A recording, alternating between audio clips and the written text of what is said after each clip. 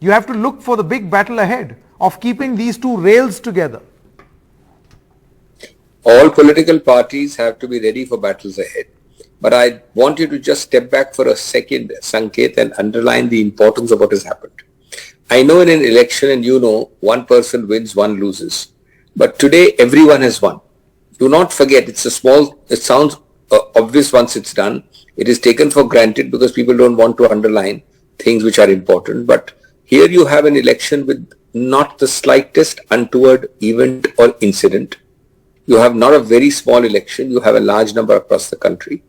And Shashi Tharoor may have lost, but he has also won because he has contributed to a process which is clean, straightforward. It is a process which no party, regional or local or national, has had.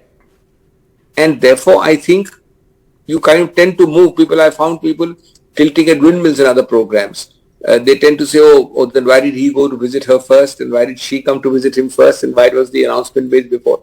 These are all deliberate attempts to go down minor side lanes. The larger issue is that there was an election, two people fought it, not the worst enemies of the Congress says it is wrong, badly handled, there was no incident. And I think now we look forward. Of course you are right, two rails have to be there, but that is not dependent only on a presidential election. The whole party has to be galvanized, and there is no doubt that this, if I may say so, a very novel experiment in Indian political parties, even in the Congress it has taken a few years, should be something which will galvanize the entire machinery and the party machinery towards that goal which you're talking about. Let me ask you this question, Dr. Singhvi. Do you think that your party has time? Because there are states, there are district Congress committees, Pradesh Congress committees, blocks that are actually in very bad shape. And this is a reality that is not hidden from anyone. So don't you think that time is running out? I mean, there's just 18 months left for the 2024 elections. Let me candidly admit that a lot of announcements and appointments were in fact held back a little bit.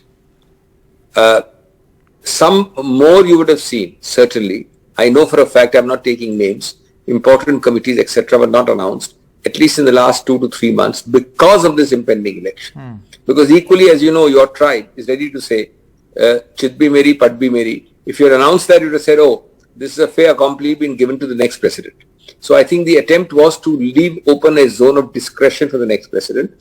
I think you will find fast and furious a series of announcements, compositions, committees, panels. Number two, it is not about that. It is about going down to each unit, because now you'll have a system which was held back for a short while. And I have no doubt that they will all, you will have at least, I can't say about the taluka level or the block level immediately, but certainly up to the PCC and little below that, you're going to have every office filled up in the near future. And let me tell you one more thing. The ultimate object is not to stop here. It's a mistake to think this is a major start.